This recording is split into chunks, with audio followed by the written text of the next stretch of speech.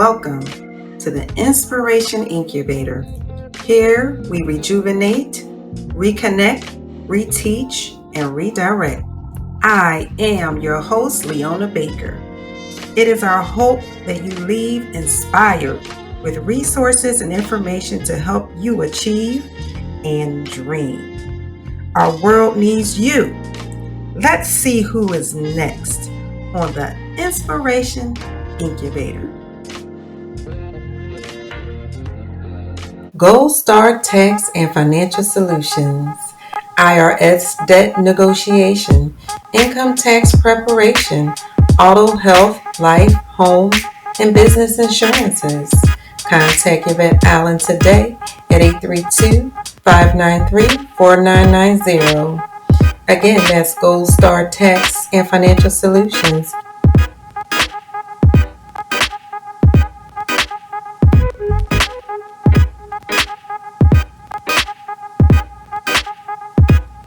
This segment of the Inspiration Incubator is presented by Dr. Tamara Beckford with You Are Caring Docs, a telemedicine urgent care provider. To receive remote medical services and to meet your specific needs remotely, go to the website www.youarecaringdocs.com. Remember, Dr. Tamara Beckford will meet all of your telemedicine needs.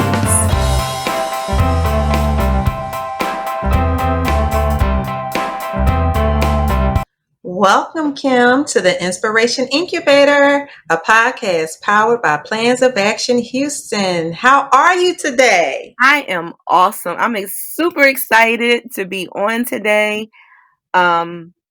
I've just been waiting for this moment. So,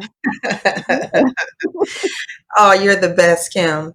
Well, today, friend, and I call you friend because we go back like two old Cadillacs, all right? Today, you are joining us as actress, author, choreographer, director, producer, and writer. Now, Kim, if I had one word to describe you, it would be fearless. You have over 29 years of experience in the entertainment industry. Wow. You are truly multi-dimensional. To be young, gifted, and black, Kim, that's you. I remember our days at Overbrook High School, and we were all just like one big happy family, most of us, most of the time, you know. But then there was your gift. Anyone who was unaware of how you performed and danced, they were on notice once you took over at the class trip in 1992 to be exact. Girl, the guys thought they had the battle dancing on lock. They were not ready. They did not know it was about to go down. Okay? Not with Kim and not today. Those splits, leaps, and kicks, we were all just standing there in awe. Did she really just leap off, up from the floor, jump into a complete turn while throwing your leg over someone's head and just break out in a split? Girl, it was not typical dancing at all. It was something much more. You had that fire, fearlessness, and self-reassurance. It was beyond confidence. Somehow you knew who you were, and the gift you possessed was created to share with the world. You were like raw, like here I am, RAW. I know you remember that rap. Well, Kim, I was actually singing that the other day. hey. Well, you know, Kim, I believe with everything in me that your courage has assisted you in transitioning into other arenas to do all of the things that you've been doing. And I don't know if you remember sharing with me how your faith helped to translate how you should move in your arena, but I want to start there. So let's just start right there discussing your upbringing in Philadelphia and how faith has helped to prepare you to become fearless. Wow. I will actually have to say that at an early age, um, I always questioned who God was, not necessarily like the existence of, but more so the truth about who he was and who I was in him. Hmm. And I remember in elementary school, my parents sent me to a Catholic school. And there, I questioned, whenever we had religion class, I would always question certain things. Like whatever the nuns would say, I always had a question because I was always in thirst of. Hmm. Um, and being in that school, I had a lot of challenges as well. And it was mostly on the racial divide because it Yeah. was primarily white school and we only had like 5 Black kids. And I was a dancer at heart. So the only dance class they had was Irish step. My parents couldn't afford, because they paid so much for me to go to school, they couldn't afford for me to go to dance school. Right. So back then, every opportunity I had to dance and to learn, I took it. And so I remember this one time we were getting ready for St. Patty's Day. It was this huge event at the school. Everybody was excited. I was dressed in my green and white and my hair in my green ribbons and my dance shoes. And we go out onto the stage, the music starts, and then everyone just starts talking. And the talking is louder than the actual music. And so what I found out later that that night, was that people in the audience had a problem with me being on stage because it was Irish step, because they figured this is an Irish thing, this is a white thing. Why is that little Black girl up here with us or with them? So I struggled for a minute with if I should even continue on dancing. Like I was really traumatized by that. Absolutely. Absolutely. But my father really stepped in. My physical father, my biological father, he stepped in Amen. and he was like, "Listen, this is who you are. You love to dance. Don't let anyone or anybody tell you what you can't do. And if you want to do it, then by all means, you have every right to." And so from there, that just gave me the heart and increased my passion. And it kind of it threw me into the world of dance even the more. And one thing that what he also did during that course of time was he bought me a jukebox. Oh. He put it in my room, huge jukebox, like something like if you went out to a restaurant or something or a bar and you saw a jukebox, like it was huge. Yes. It had disco lights in it and everything. And he gave me this one CD. I was about to say CD. It was a 45. It was a 45. It was the Pointer Sisters. And I played that 45 every single day. And I danced in my room. I prayed in my room. I envisioned myself being on Soul Train whenever I played that song. And I always believed that I was supposed to be on television. I always believed that I was supposed to be a part of that world. Yes. And God truly played a major part, in regards to that in my life. Yeah, like when I look back at what happened back when I was 9 years old on that stage, Right. now I can sit up here and say things like, well, yeah, I actually performed on Soul Train, and not as one of the people that came every week just to get shine on TV, but I was dancing. I was a background dancer and choreographer for Eve. So, Right. you know what I mean? And then not Come only was on it now. Soul Train, but it was Conan O'Brien, it was Showtime at the Apollo, it was this and that, and it just opened me up to so much.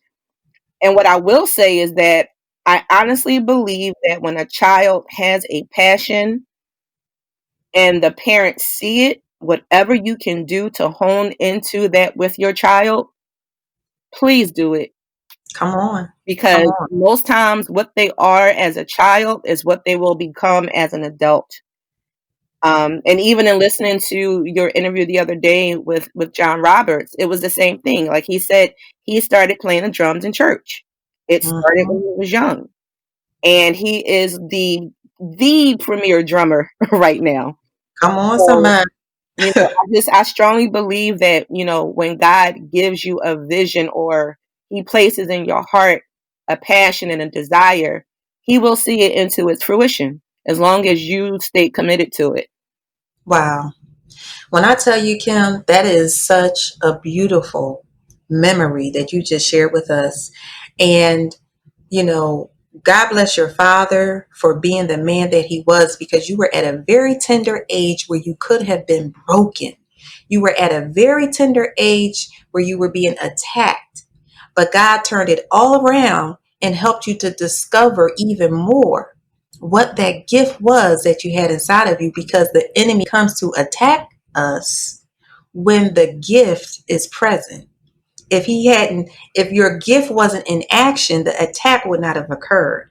So I'm grateful, because I can't imagine you not having the opportunity to express yourself to the world, because that's what creatives do. And you're extremely creative. You're multi-dimensional. Yes, people say, focus on one thing and let it grow. But you have and that's true. You want to focus on one thing at a time. But sometimes, every now and again, you get someone like Yane Indigo, like, you know, uh, Ontaria Kim Wilson, like Leona Baker, just certain people who can be creative in more than just one arena. And you can't just put us in a box and think we're going to sit there, because we have to go when God calls. Exactly. I wanted to touch on your courage early on. So thank you for that story, and we know where it comes from. Now, at this point, when did you decide to study theater, acting, and directing at Temple University? So, long story. I actually, after graduating from Overbrook in 1992, I'm throwing that out there. Yeah. It's all good now, huh? I went to Temple for a year. And while I was there, I was struggling because everyone was telling me what to do outside of performance. So I hadn't chosen a major. I was really kind of still trying to figure out life. Mm, And then from there, I was like, well, I don't want to spend all that money at Temple, and I'm not sure. So I'll just go to community and take a few classes. I went to community college. While I was there, I got involved I took a dance class because they offered it. Um, and then there was this uh, director or playwright that was there that was a friend of mine. And he was like, hey, I'm doing this play. You should come audition. So I was like, okay, cool. So I did that, and it was called The Amistad. Actually able to partner up with Sean Lemire, who is one of the premier dancers and company mhm, owners in the city of Philadelphia where it comes to dance. He started out with El Leon Dance Company back in mhm. the 90s, and now he has his own company. But back then, that's when the desire actually kicked in. And a lot of people say, well, when did you decide to go from dance to theater? But dance is a part of theater. Come on now. Yes, it is. It's It, all intertwined. So it is. it It was is. easy for me to, I'm going to say, graduate into acting, because as a dancer, as a performer, we go out, we portray these images, we portray these characters, and we make the stage and the songs and the music come to life. So for me, it was a pretty easy transition.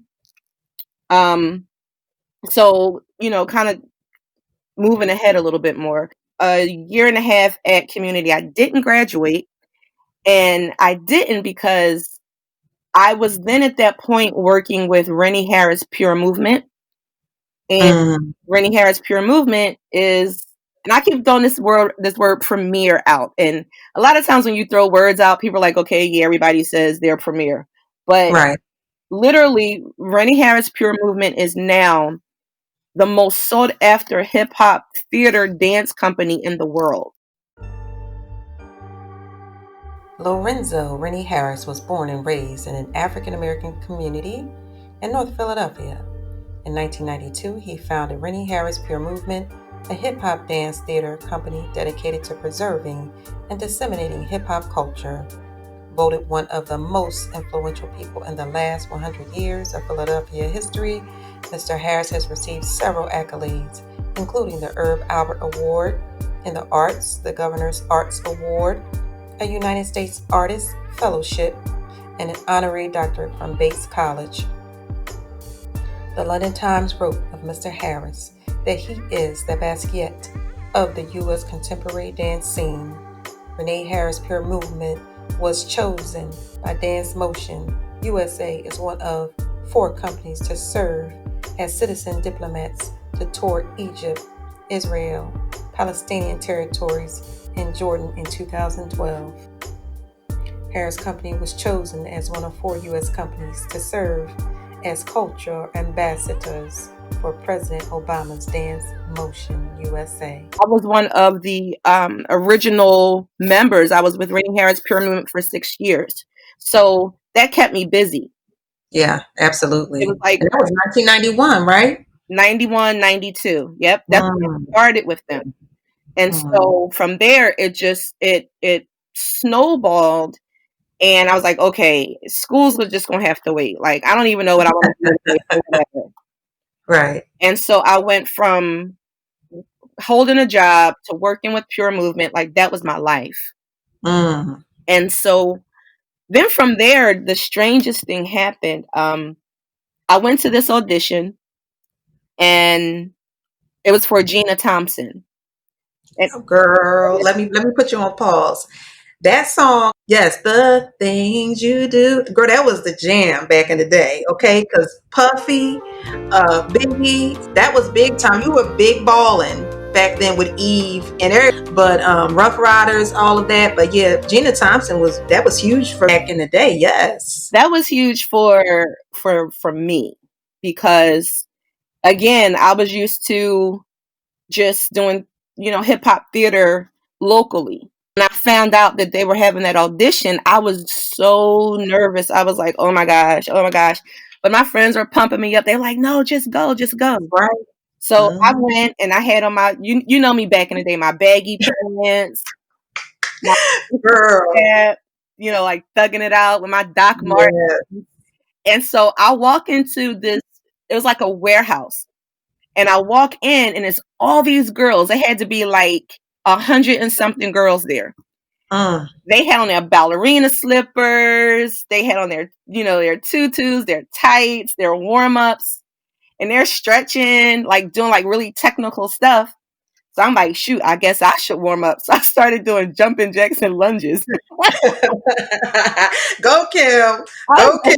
I was like, okay, so I guess I should warm up.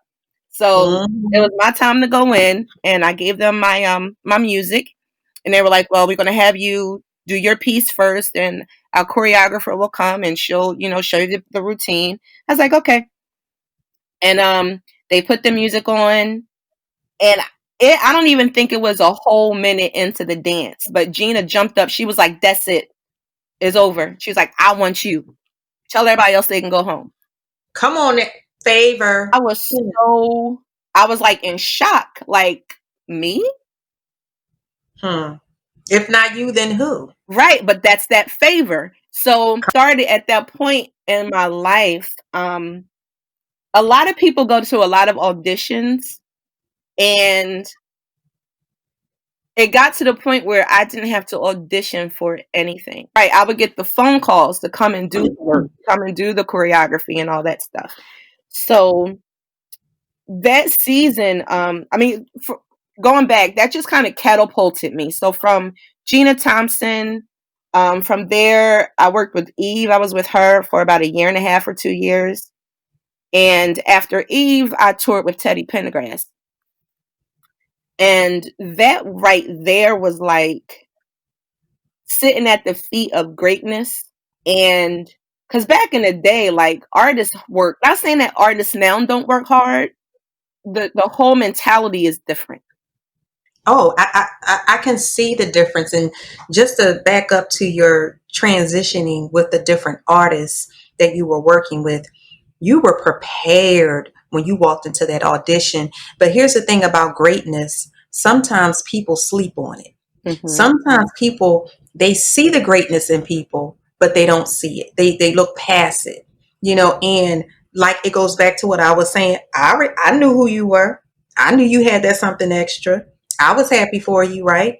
But then not everybody's going to see it. So you were prepared. Yes, you had God's favor, but Ontaria Kim Wilson was prepared because the gift that God gave you, you had been utilizing that gift and you didn't miss a step. So by the time you went, from working with Eve and then now with Teddy Pendergrass, I mean, what is that like? What is that like when you get the call to audition for him? Because I remember seeing you perform.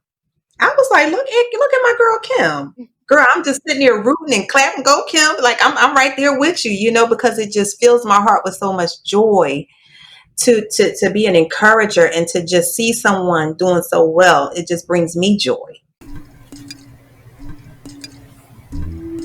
Ontaria Kim Wilson is a native of Philadelphia, Pennsylvania. She has over 29 years in the entertainment industry. She began her journey with the world-renowned Rennie Puremovement hip-hop theater company in 1991. She was a founding member and bid farewell to the company in 1997 to go on tour with the R&B recording artist Gina Thompson. She toured with Gina Thompson throughout the USA and Europe for a year. In 1998, she toured with hip-hop recording artist Eve as a backup dancer and choreographer. While with Eve, she was honored to perform on the following television shows: Soul Train, Showtime at the Apollo, NFL Under the Helmet, Motown Live, and the Conan O'Brien Show. Her next honor was choreographing and performing with the legendary Teddy Pendergrass. She toured with Teddy from 1999 to 2002 throughout the USA. She was honored to perform with Teddy in his last recorded performance, From Teddy with Love. Ontaria's passion for dance thrusted her into the spiritual side of dance. In 1999, she became the dance ministry director for the Calvary Baptist Church of Philadelphia. During her tenure, she became a dance ministry consultant for churches throughout the tri-state area until 2015. In 2013, she left her job at the hospital of the University of Pennsylvania to pursue the arts full-time. That year, she began teaching performing arts to elementary school-aged children, and she wrote and produced her first stage play, The Healing. The Healing was her breakout production that confirmed her lifelong purpose of sharing the arts to touch one soul at a time. In 2014, she wrote, produced, and directed her next stage brainchild, Detox. Detox has transformed the lives of many people because of its message of healing the family by decreasing the use and power we give modern technology and social media. Detox has been in rotation for 6 years. In 2018, she was a co-author in the Amazon best-selling anthology, Bruised, Broken, and Blessed, published by Penn Legacy. She also erected her third explosive stage production, Beautiful Toxicity, which proved to be the catalyst for her first solo author experience. Because of the audience's request for more, she converted the stage play into a book under the same title. Beautiful Toxicity was published by Penn Legacy in 2019. Ontaria is also an accomplished actress, director, screenwriter, certified life coach, and she holds a theater degree. She is co-author of Slay Your Legacy, a book anthology focused on the keys of manifesting the life you want, compiled by Sharon Monet and published by Penn Legacy Publishing Company. Her mantra is, if God has downloaded a dream or vision into you, it's your responsibility to complete the assignment. Someone is depending on your yes. So I actually didn't have to, I didn't have to audition for him. I got the phone call. We knew that he was doing a show in Atlantic City, and we had about 2 weeks to, create choreography and go perform. And the first day I met him was the day of the show. And we ran late because there was traffic on the Atlantic City Expressway. And we got there about maybe 25 minutes behind schedule when they were already doing tech rehearsal. So when we get there, we walk in, we're like, oh man, oh, shoot, I hope he's all right. So we walk in, doors open, and we hear him say, where the F are those MFing dancers? Girl. Like, oh no. I was like, oh, God, he's tired. We're Girl. like, we're here. So we run up to the stage or whatever, and he was like, all right, well, let me see what you got. And we did the first song, and that was it. And from there, he became like an uncle to us. Yeah, it was just touring with him, being able to share the stage with excellence, with a legend, and to know that I would be working with him through some of his last years Wow. was an honor. It was definitely an honor for me. And I guess it was different from when he was, when he was able to walk and he was doing all, the shows and doing everything that he was doing earlier on. But at that point in his life, the humility, the love that he showed, and the life lessons and the coaching that I got as a performer working with him, Right. was, you can't even measure it. Immeasurable. It truly is. It's such a gift. It's such a gift. And when I see you consistently moving and transitioning in these different arenas, you are top grade, period. I mean, you don't lack education, you don't lack skill, you do not lack in any area of expertise where you're producing. You do not lack at all. And you continue to get favor, and you continue to believe in yourself and have that self-reassurance, which is just awesome. So that's just great to know. So as we transition and we see how things may be, when did things start slowing down with with you performing as it relates to dancing, specifically for some of the celebrities and people of that nature, and then that movement of transition into bringing that dancing into theater? What is that looking like? What was that transition like? It was when Teddy passed away. Wow. Because it slowed down, and I'm getting emotional. Jeez. I'm emotional with you. My heart just skipped a beat. I don't know if you all can hear it, but wow, that's just, because it was like we were scheduled to go overseas and to do a few spot dates and things like that. And he got sick, and it's like everything just stopped. And when you're in that business, you really rely as background. So as a musician, as a dancer, or a background singer, or a production person, that's your gig. Oh, honey, that's the way. Let me tell you something. I have learned some things about being a small business owner. Any little contract that I take, any little side job, side hustle, it's all money, but it's not consistent in the way in which your career will finance your lifestyle. Right. So you have to consistently be moving and get insurance. Now, the interesting thing about me is that even in the midst of me touring and all of that stuff, I always had jobs that worked with me. So if I needed to be gone for a month or 2 weeks or, a few days or whatever the case is, I always had that leeway because they knew what I did and they respected the work that I did for them. Now, were those employers in Philly? Yeah. Yeah. And the reason why I say that is because, people can say what they want about Philly, but during the time and era that we grew up, there was so much love in specific pockets of our lives. Yes, there are some things that we definitely need to work together to rally against in terms of gun violence, and those things have been consistent throughout, Philadelphia evolving, but at the same time, when I think of my upbringing, when I think about just so much love, it started there in Philly, And so with that being said, I'm not shocked because they believed in you. They knew what you were capable of. job that I had when I was actually performing with all those people, it was an alarm company.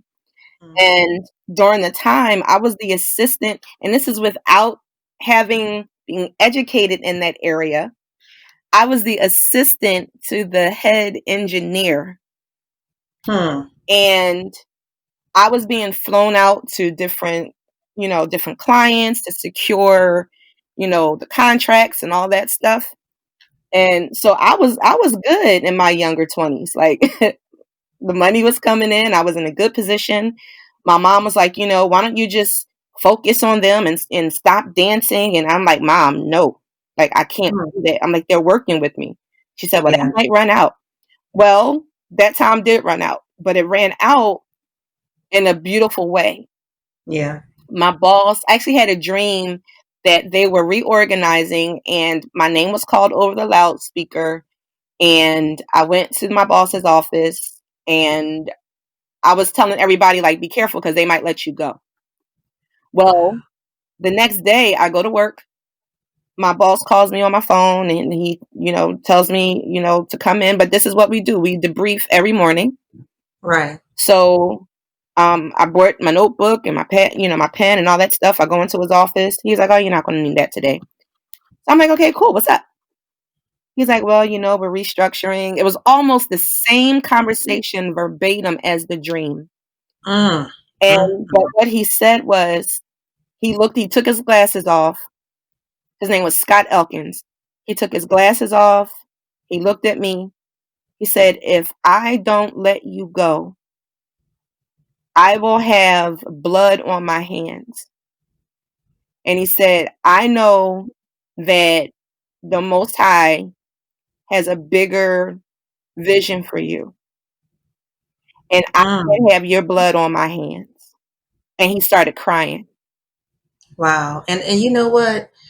I'm gonna tell you, because some of these jobs, they keep us, and when I say they, I'm not speaking specifically about a person. I'm not, and this is not for you, Kim, this is for my listeners, the audience. I'm not speaking specifically about a person. I'm speaking about the systems. When people who are meant to shine their light in a broader sense outside of the environment that they are currently in, the jobs are keeping them in chains. And he could see those chains were too tight and he didn't want you to start bleeding out. So he said, we're going to let this one go. She got to go, because they didn't want to have to let you go, but you needed to be let go of in order for you to become all that it was meant for you to become. It was destiny. I always go back to that because when I think about my why, he shared with me a part of the why. Like God had something bigger for me. Every time I go into a new phase or a different phase, I always know that wherever I was before, those were stepping stones, and those were certain things I had to learn in order to catapult me into my next level. So I'm always open to the fact that God has more, and in order for me to obtain the more, I have to be willing to sacrifice. And I'm like, this man sacrificed his company for me. He sacrificed, like, I was at the lead of his company. Like, there was no reason that I really should have been let go, but he saw something else. And for me, my mantra is, when God downloads something into you, it's your responsibility to make it happen so that it's not given to anybody else. Like, don't abort what he told you to do. So every time I get a vision of a play or the vision of a book, or if it's a piece of choreography that I see in my mind, I have to do it. Each time it gets done, not only am I blessed, but the people who are on the receiving end get blessed as well. Yes, because there's something that you said. You said someone is depending on your yes. Yep. Someone is depending on your yes. And that is so powerful, Kim, because in the world that we live in, too often we hear no. Too often we hear the doors closing and shutting. But within our realm of responsibility, there are gifts, there are talents, there are resources that we possess. And someone else is depending on our yes. Can you imagine how peaceful the world would be that we lived in if everyone was able to give someone else a yes, just to bless somebody, not expecting anything else in return, and when you least expected, somebody else giving you a yes. You see, Yep. that was powerful. Someone is depending on your yes. You go, girl. So, and it kind of like bring it full circle. The question you asked me was about school. So when did I decide to go to Temple University for theater? Mm-hmm. In 2019, I decided to go back to school and finish what I started back in the 90s. And at first I was thinking, well, Kim, that's going backwards. You know, you're doing things so backwards. Just keep moving. And if you go back to school, you won't be able to do all the things that you were doing before. And you might be out of sight. You know, a lot of people, especially in the entertainment industry, when you're out of sight, you're out of mind. And when you're out of mind, people don't think about you for projects, for shows, for this, for that. But I was willing to make that sacrifice. But fast forward when I had my daughter, I took a step back because she was my focus. And so I have literally spent and dedicated the last several years, about 7 years of my life, pretty much, because I'm a dedicated single parent, right? Um, and so I was off the scene. So as I was building my business plans of Action Houston, I still had connections, have always had connections, but I was pretty much out of sight, out of mind. I still receive invitations to certain things, but I needed to go through that transition. So I can relate to you when you say out of sight, out of mind, but God. So let me let you finish with that and see how he reconstructed your destiny, although you had to take a moment and redirect to finish something that you started. Right. So I went back to community because remember I told you I didn't finish. Mm-hmm. And so I was like, well, let me go to community and then I'll just transfer back over to Temple. And that's me thinking in like having my own way of thinking instead of like reaching out to find out exactly what I needed to do. But anyhow, I did it. I graduated from community and then I called myself transferring over to Temple. But Temple was like, they canceled my application. So I'm like, well, why in the world would they cancel my application? So I felt some kind of way about that. But Mm. then they were like, they sent me I applied for the theater program.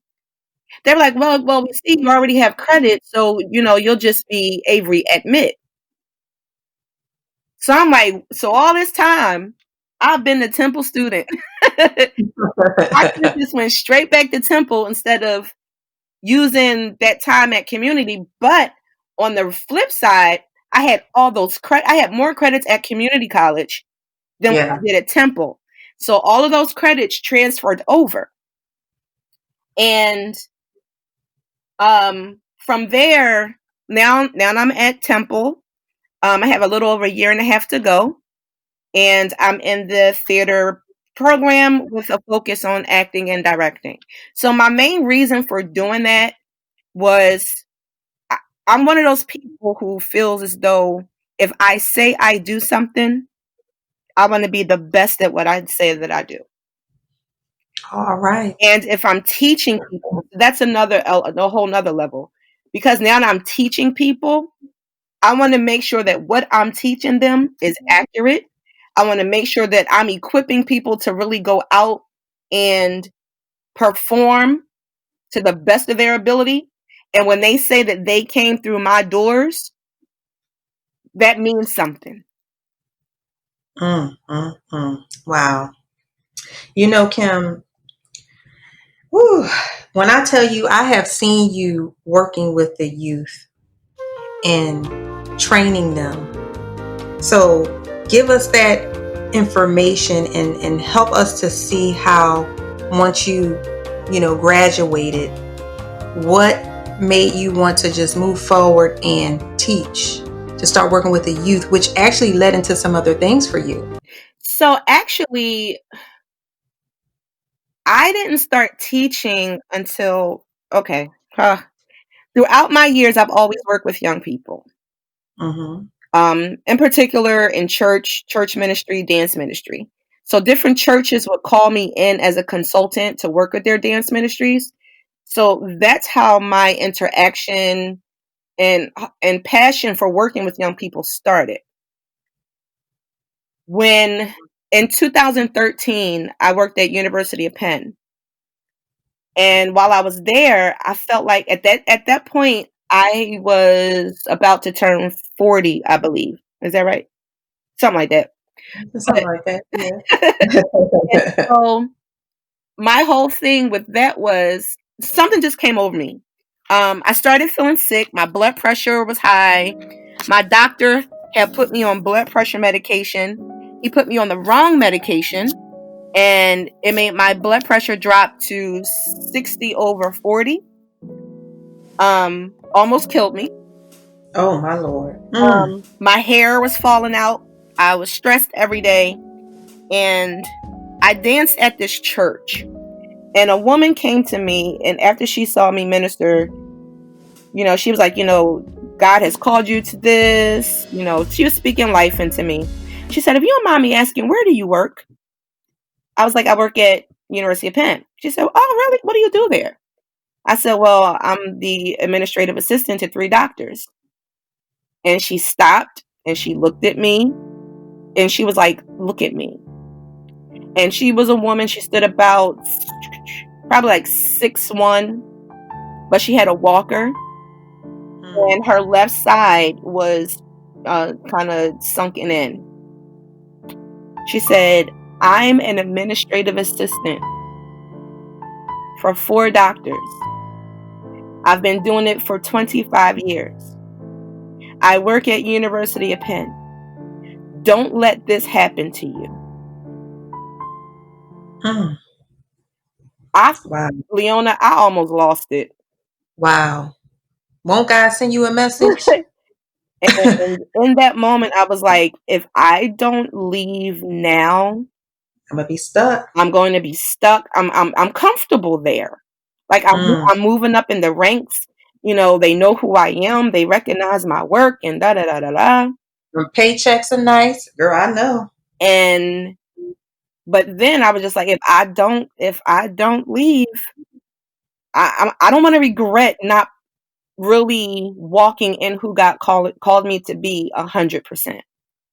Absolutely. And one of the things my mother taught me was you can always go back, but don't hold yourself from moving forward. Exactly. Don't stop yourself from moving forward. So one day while I was at work, I worked in radiation oncology. And I saw this pamphlet, and it was a woman, a cancer patient. She didn't have any hair. And again, I'm a dancer at heart. So whenever I see things, I see it in movement first. So I saw the movement, and then I started writing. And I'm also a poet. So I wrote this 10-page poem. I was like, wow, this is awesome. I was like, what if I turn this into a play? That was the first play I had ever written. It was called The Healing, and it was about the whole journey of a person with cancer and how they interact with nurses and doctors and their treatments. That was the first play I ever wrote, and that was my bidding adieu to University of Penn, being a full-time employee. And that show was sold out. It ran for 5 days, and every night was sold out. Come on now. Come on now. That's all right. That's when I really, really, really, really saw it. And that April, I gave my job a 30-day notice. and I left. I left without knowing where I was going or where money was going to come from. The only thing I had to go on was, God, you said that you had me. You said if you take care of the birds of the air and the grass of the fields and the lilies and all those things, how much more would you not take care of me? Honey, amen, amen. And for women, it's essentially because we are women, it's not like we can't be kept women. It's not like, some brothers out here have indecent proposals. But when you know who you are and whose you are, Mm-hmm. you have to stay on your path. Because if you don't, that means that you take away God's protection and you take on the cloak of that man's protection. And if you think a man is going to protect you to the degree in which God is, he is not, unless he is your husband and he has committed to you in that way and taken on that responsibility. Yep. So that was my jumping into full-time artistry. And then a friend of mine was working at a charter school, and he was like, "Hey, so what are you doing on Monday, Wednesday, and Friday from this time to that time?" I was like, "Well, nothing right now." So he was like, "Would you want to teach a performing arts class?" And I went into teaching, being a private contractor, teaching performing arts to elementary school children. And from there, like, even with that, like I said, I'm always that person where if I'm teaching you, I want to make sure I equip you the best that I can. And after I pour into you, my expectation is that you become better than I am. And especially with our kids. Yes, and so, absolutely. And so now, with me kind of fast forwarding back now, with me being in school, my whole thing is now, like, I feel more confident in what I teach. I felt confident then, but now I feel like I can really stomp with the best of the best. I can't be denied.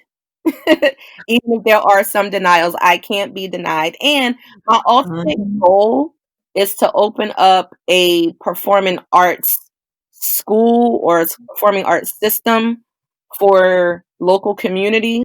I think about myself when I was a child, and there are a lot of parents out there that can't afford dance school. I know that our children thrive off of the arts. They thrive it's a part of who we are. So ultimately, that's what I would love to do. I would absolutely love it. Well, Kim, as it relates to, finishing up and teaching the students, what does that look like when you transition into acting? Because I will never forget, I wanted to see a movie and I don't get a chance to watch television often. I just don't, because there's just always something to do. And I said, I'm going to go to the Red Box, get me a movie. And so I went to the Red Box and I got this movie. I can't remember the name of it, but as I'm watching it, of course, I see my girl Kim. And I remember Patti LaBelle was in the movie as well. I said, look at my Philly girls doing it. Because, I love me some Patti, honey. I do. Mm-hmm. And so I said, look at Kim. And your role was a little scary. So I had a chance to see you, in a new way. It wasn't that sweet, kind Kim. It was the mysterious, lurky Kim, It was a little element there of just being somewhat scary. So can you tell us a little bit about that particular movie that was in the Red Box?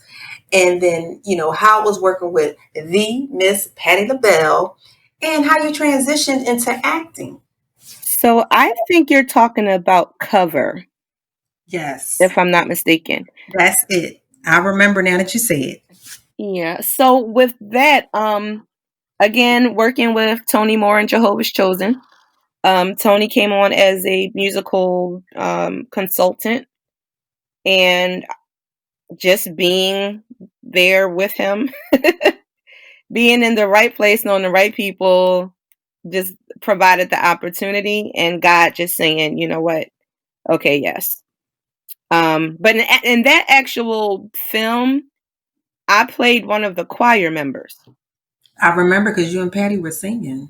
Yeah, and it was such a. Let me tell you about that really quick. Excuse me. Let me check myself. Excuse me. You and Miss Patty LaBelle were singing. So that was during the time where, okay, at that time I was pregnant. I think I was like probably 3 or 4 months pregnant, and we were sitting there, we were talking, and she prayed over me. And that right there was just like, okay, this is Auntie Patty. Oh yeah, yeah. Absolutely. But I wound up having a miscarriage. So But sorry. I always look, I don't even look at that situation as like a down moment. Right. I look at it as God gave me another opportunity and he cleared my path. Like I don't have the responsibility of children. Right. And it is a responsibility and it is a lot. And this is It's why a I'm lot. not, when people ask me why I'm not married, I know what it's like taking care of children. So if I'm going to be in love and in marriage, I need a man that's going to help take care of me. Okay. I'm Superwoman and I definitely want to take care of Superman, but he's going to have to help take care of me as well. Right. Okay. It's a responsibility having children, huge responsibility. So I just looked at it, it was another experience. Like I look at all of my life and every experience, good or bad, any trauma, I always look at those experiences as learning moments or teaching moments for me. And each one of those moments are moments where my faith in God increases and the power of who I am increases and understanding who I am. So I get a little exhilarated like after things happen because I'm like, yo, look at what God brought me through. Mm. Look at where I am now. Like imagine if that happened another way. Or if I didn't come out, then I don't have any more story to tell. Come on now. So going back, like that experience was interesting. Being in the same room with Bill Duke and being able to hold conversations and all that kind of stuff. I've always been in position to be around, again, greatness and people who are, Patty is another legend. She's another one of those people. Right. But I've been in the room, and I'm going to say this, I've been in the room with a lot of celebrities. And when I'm in those rooms, I never feel intimidated and I don't feel like I don't belong. Amen to that, because my motto is, and this is something that God had said to me when I was made to feel a certain way around a certain performer in Philadelphia that I was actually supporting at the time, but it was a friend of theirs who invited me to assist with this particular event. So I won't mention names, but this person is a huge um, name in Philadelphia and around the world. And God whispered in my ear, "I'm somebody too. You somebody too. I am somebody too." And I teach children, and I teach my children. I don't care who you're walking in the room with.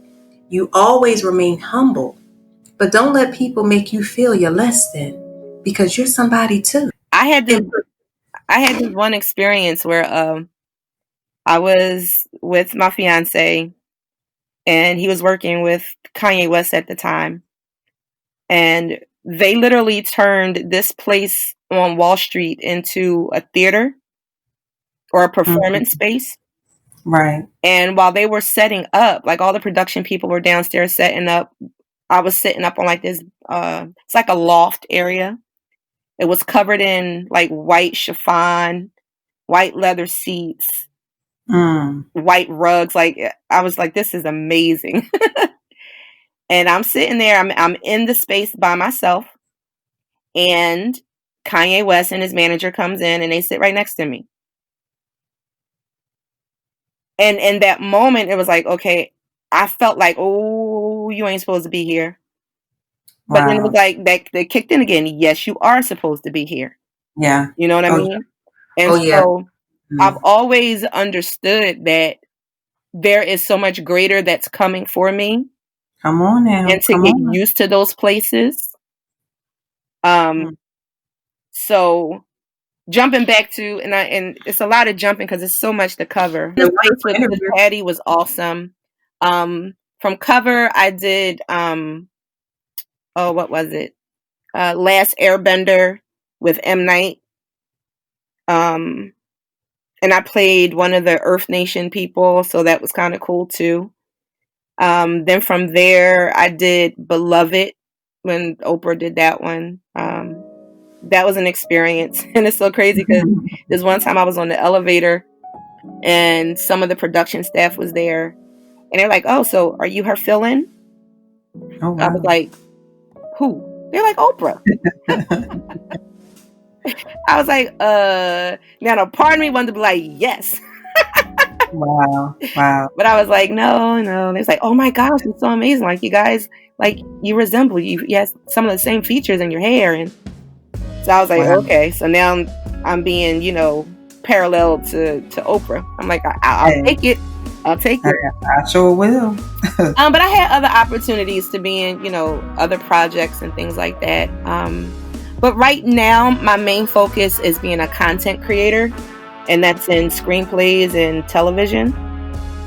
So we're gonna have to get Tyler Perry on the phone. What's going on over there? Because the last time I checked, I've seen you in plays with what is his name? Tony Terry. So I did a play with Tony Terry earlier this year. It was called Do You Trust Your Best Friend? Yeah. He played my pastor. I was the Mhm. lead role in that. In 2018, I directed a play called Japanese Asteroids, and that featured Darren Dewitt Henson, and Jackie Christie. Some of you may know Jackie Christie from Basketball Wives of LA. Darren Henson, he's been all over the place. Soul Food. He's currently working on a project on BET. Like he's done a plethora. Darren was actually choreographer for J-Lo and Janet Jackson and New Kids on the Yeah. Block and all those people. Yeah, he's been in a few movies too. Stomp On Netflix. Yard. He was in a lot of different productions. So he also has a lengthy list of what he's done. Yeah.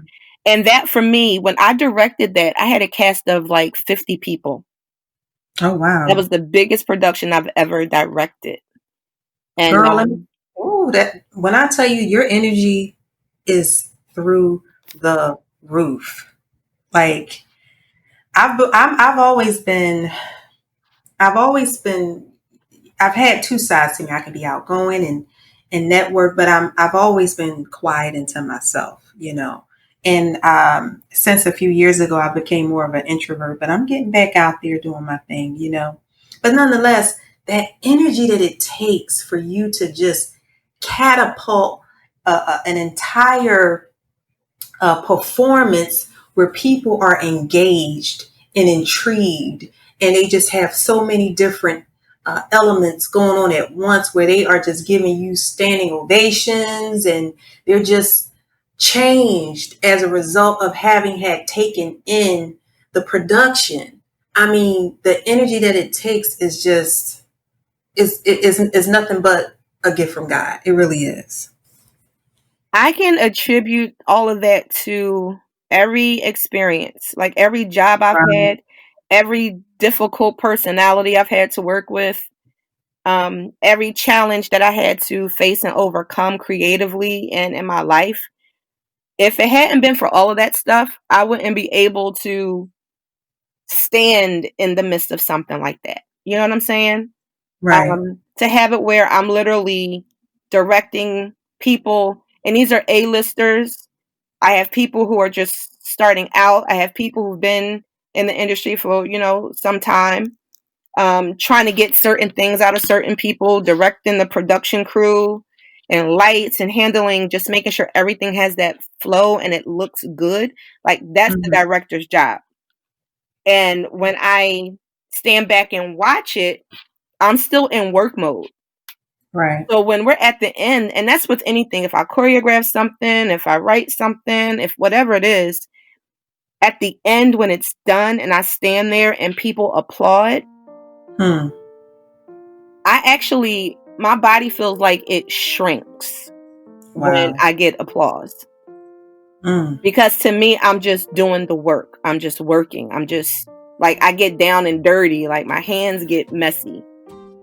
So, but I know that a part of that is, I remember before earlier in my life, I wanted to perform to be seen and I wanted the applause.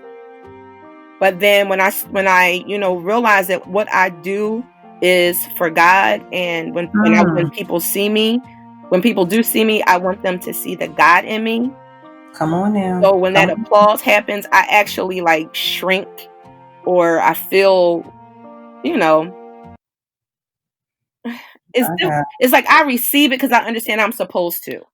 Right. But it's what my mind and my spirit goes through in the midst of it, because I'm like, God, I want you to get the glory. Ultimately, everything that I do is to please God.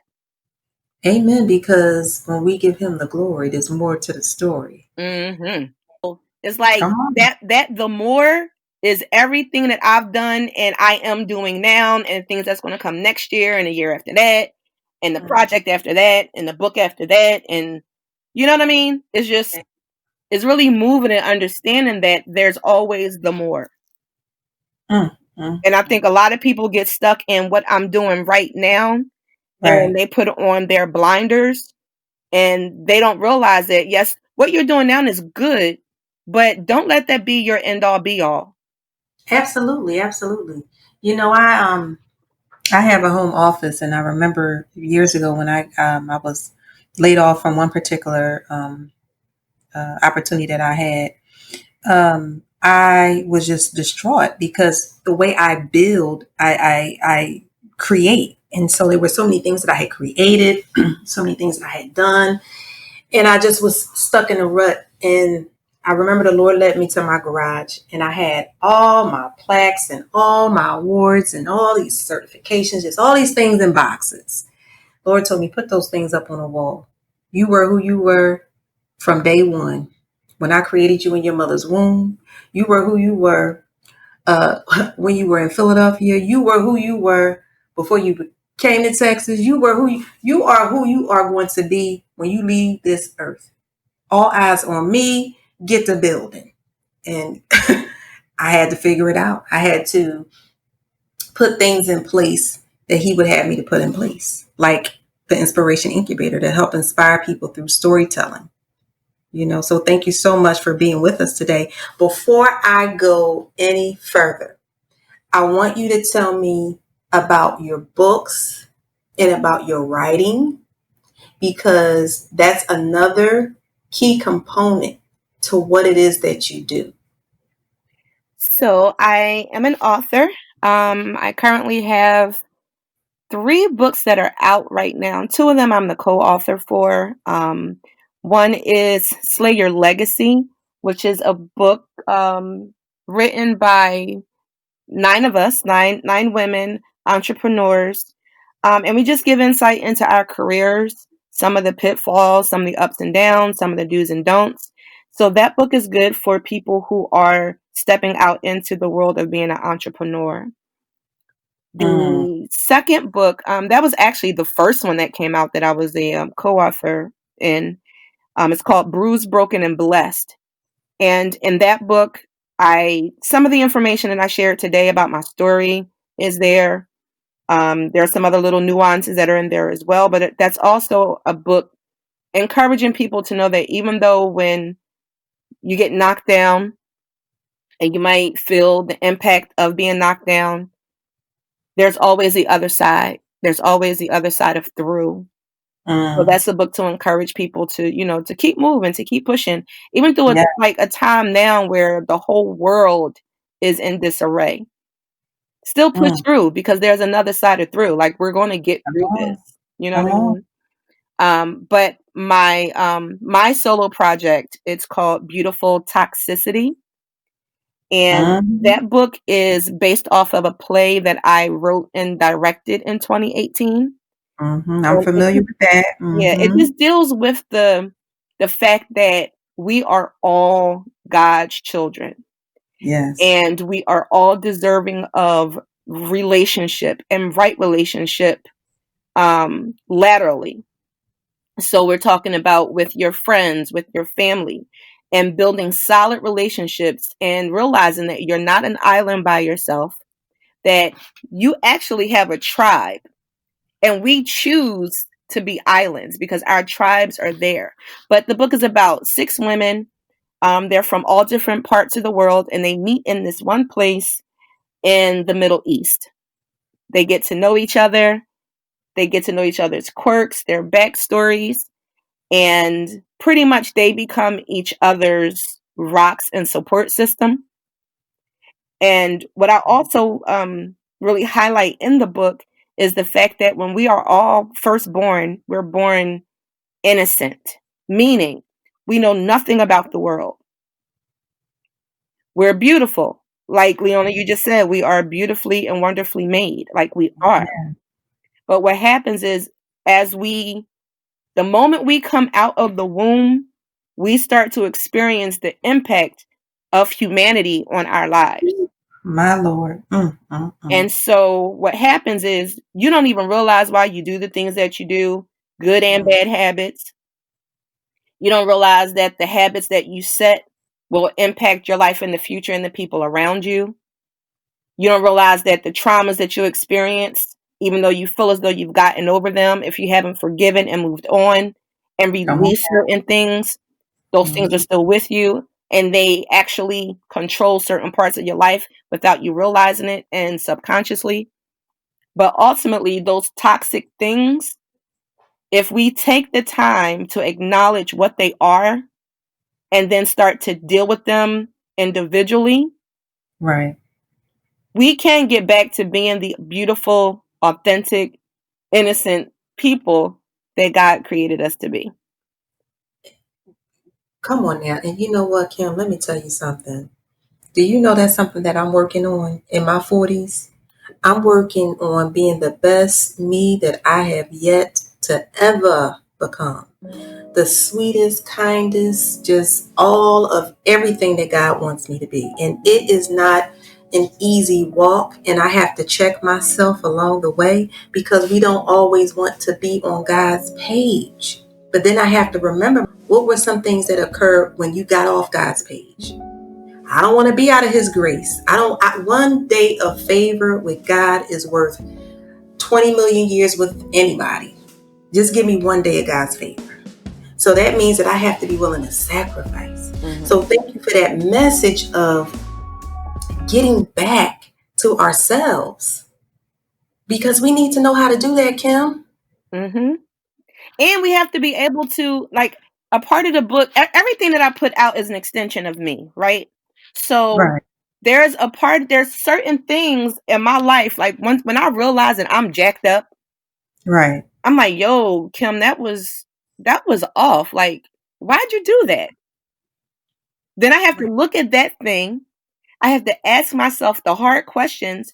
Why? Where did it come from? Once you realize where it came from, it's like, okay, now go back and now forgive yourself or forgive those people. Right. And now work on doing it differently. Like, don't keep doing the same thing the same way, expecting a different result. One of my biggest things was I had a problem, and this is me being transparent. I had a problem with me talking and getting into an argument with somebody and then feeling, well, that person doesn't hear me, and then I shut down. I had to go back and think about why I was that way. Where did that come from? It went back to my childhood. It went back to my mom asking me a question, her being upset with me. I try to speak, her telling me be quiet. I'm quiet. Now I go upstairs and I'm mumbling under my breath what I really wanted to say to her, but I storm away, not getting the opportunity. Right. So I brought that into my adulthood. So where it started as a child from my relationship with my mom, it's now progressed into my personal relationships and romantic relationships. Right. That's my toxic stuff. Right. But I had to acknowledge it. Like, it was brought to my attention. When it was brought to my attention, I had to say, you know what? You're absolutely right. I don't know why. You know what? Yes, I do know why I do it. Wow. And Wow. I worked on fixing it. So everything that I put out is always an extension of me and what I've experienced. Wow. And it's life, art imitates life. It really does. Literally. And things that impact us, they're not just meant to stay within us. It's meant for us to just share it and to help other people over those potholes, over the bridge, so that they don't have to necessarily take the long route. Sometimes when you're looking for information, somebody can just give you a word. Somebody can just give you a phone number. Someone can just give you a phone call and just make the difference in your life because of what they experience and because of what they have access to. I'm just so proud of you, Kim. I know you have to get ready to go. We both have to go. In closing, thank you for all that you have done, all that you are offering us as a part from yourself. And is there anything else you want our listeners to know today? How can they follow you? How can they stay in touch with you? So I am on all social platforms, Facebook, Instagram, and Twitter, all under the same handle, Ontaria Kim Wilson. I am the only one, so it'll be easy to find me. And my website is www.ontariawilsonllc.com. So if anyone wants to reach out, all of my information is there. If you want to see my work, it's all there. And Leona, I thank you. I thank you for this time. It's been such a pleasure. And I look forward to everything more that God has for you on the incubator. I'm excited. Thank you. Well, thank you, Kim. You've always been such an inspiration. So I'm so happy that I was able to get one of my women from Overbrook Panthers, because we running with the big dogs over there. Okay, the brothers is over there, honey. They over there leaps and bounds. Some of the things they're doing. So I had to get some of my sisters on this podcast that are running right with them. We running. We doing it. Hey. So we'll be in touch. I'll be in touch soon. And thank you so much, Kim, for coming on. I really appreciate your time today. Thank you for having me.